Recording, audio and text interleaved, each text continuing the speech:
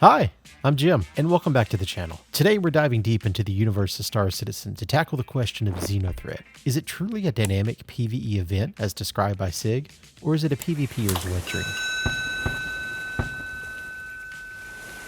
Now, I have some ideas on what type of changes I'd like to see to not just this event, but any dynamic event in the future. But let's first quickly talk about what it is before we get into what it could be or I think should be. Now, for those who might be new to Star Citizen or didn't have a chance to participate in the Xenothreat event, as it's now been concluded, let me give you a quick rundown of what it's about. Xenothreat is a dynamic event set in the Stanton system where players are called upon to help the UE Navy repel the Xenothreat, an aggressive outlaw group attacking the civilian population. Now, at its core, the Xenothreat event is, in my opinion, primarily a PvE mission. Players team up to complete various objectives like defending the Javelin from the Xeno Idris while it undocks, transporting supplies, I lift things up and put them down, and of course engaging in intense fighting against the Xenothreat, ultimately boarding the Idris, killing its commander, and thus completing the event.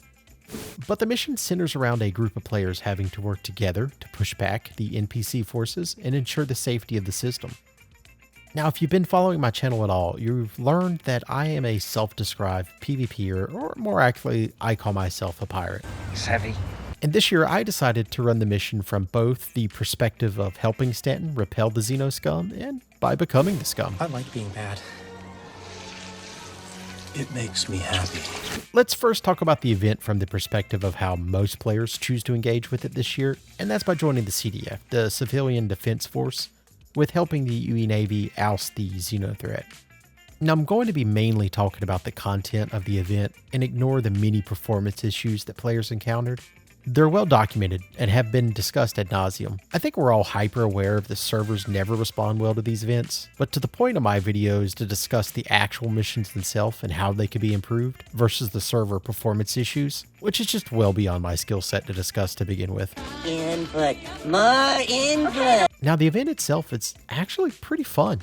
You'd have to jump about 600 km away from the station to the wreck site for a mixture of space combat, taking out the incoming smaller waves of Xenothreat, while others in the group EVA over into the wrecked hulls of Starfarers, where they would then use FPS combat to clear those wrecks of NPCs. And once safe, they begin transferring the materials found in the secure containers back to their ships to be transferred over to the Javelin to resupply it. The Javelin at some point would be attacked by the Idris while it was waiting to resupply and undocking, and you'd have to defend it while that was going on. This event would all culminate in an all-out attack by the Xenothreat back at the original wreck site, where you had to either kill the Idris with what felt like an insane amount of damage. I ran it the first time this way before it was known that you could just glitch into the ship from EVA, or you could board the Idris, the much more fun option in my opinion. I solo boarded and cleared the ship on my second run, as I wasn't about to sit there shooting at the same ship for 3/4 of an hour again. Now, as I said, the mission was fun, and I enjoyed running it in spite of the aforementioned server issues, but there are some major glaring problems with the missions.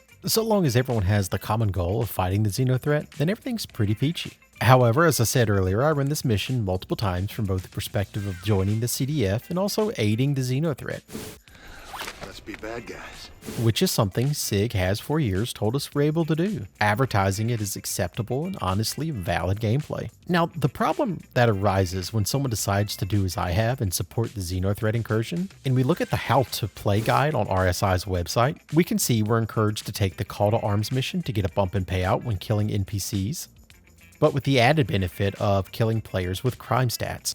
The fact that the first several times I ran this mission lawfully, the wreck site would be filled with red named players that had accidentally shot one another. Seriously, there were about 15 to 25 ships the first several times I ran this event, and half of them would be red before the mission was over. And none of them were trying to fight each other. With that many players shooting at that many NPCs, friendly fire just happened. And the overview of what was happening was just completely garbled. Honestly, it was so bad that I'm not sure I would have known that PvP was happening unless it was just being communicated in global, or if I was directly being shot at by another player. And this is, in my opinion, one huge problem with unorganized group activities at the moment, is just a near complete inability to figure out what's actually going on. Another issue while running the mission illegally, I never got a single crime stat while hopping server to server and exploding ship after ship after ship. This seems like a pretty large glaring issue. Sure, it's great from a pirate's perspective, but consequences of actions have to be a thing for there to be some form of balance.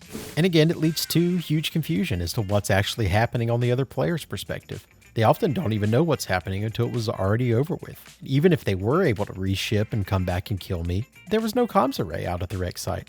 I'd just be able to reship as often as the legal pilots could, and that just doesn't make a whole lot of sense from a gameplay perspective when I'm the one breaking the law. Now, this mission is called a dynamic event, though I'm not sure I'd quite call it that at the moment. I think that the underlying gameplay ideas are fine, but I feel they need a lot more refinement or expansion. I know SIG is on a big push with the idea of needing a crew to accomplish large goals in the game, and I'm all for that, but it seems odd to me to completely overlook the need for soloable content within these events. I'm not sure why there aren't options to help the CDF outside of the large group activities. Why not give varying missions with recommendations within the mission text on the party size needed to complete that objective and offer a payout based on those size? We could see something like suggested minimum party size of 1. Objective: our sensors have picked up a likely Xenothreat scouting party at X location. We need you to investigate and take action if necessary. Just make it an instance mission like most of the MRTs or HRTs already are. A larger group mission could be recommending minimum party size of 2. We've received a distress call from the civilian Caterpillar that's shipping mission critical supplies to the Pyro station. We need you to investigate and finish the delivery of the ship and its supplies. So you and at least one other buddy head over to the mission pocket, kill off the Xenothreat Mantis and a few other accompanying ships. Then you board the Cat, kill off the raiders, and finish piloting the ship to its destination. They could come up with a myriad of other mission types that all revolve around helping the CDF and having a different number of minimum party size. All of these missions should help contribute to the overall completion of the larger objective of fighting off the Xeno Idris. And not all of these missions need to be combat. That's not everyone's thing. They should add mission types for haulers to move needed supplies out to critical areas. You could have people mining for specific resources to turn in. You could have missions where someone just goes out and scouts different parts of space in a small scouting ship and reports back the Xenothreat's fleet movements without being detected. They do, however, also need to add unverified missions to the illegal side as well. Maybe give us the opposite missions, where we're the ones intercepting the Caterpillar for their cargo to be used to restock the stolen Idris. Maybe some of those missions could then become a PvP event over who keeps the supplies for the respective side. There should be a Xeno mission to take down a protected comms array in the area, and likewise a legal one to protect it. I'm not sure why they want us to warp in, shoot some fish in a barrel, and call it emergent gameplay. The Xenothreat don't even recognize me as friendly to begin with, so it's a bit of an odd take from CIG to begin with. I think it'd be fun to have large group events of legal versus illegal players fighting in some sort of in-game rewards against each other, but the mission event needs to be balanced from both sides, and right now flying in and being able to shoot at a transport ship loading cargo isn't very balanced from the legal player's perspective. Again, I enjoyed this content over the period of time that we had it. I just feel like they're missing out on what could be a really engaging event for all players in the game. Did you participate in the Xenothreat event? What was your experience like? Let me know down in the comments, and if you enjoy this video or content, feel free to toss me a like or maybe a subscription if you feel. Thanks for watching today, and as always, see you in the verse.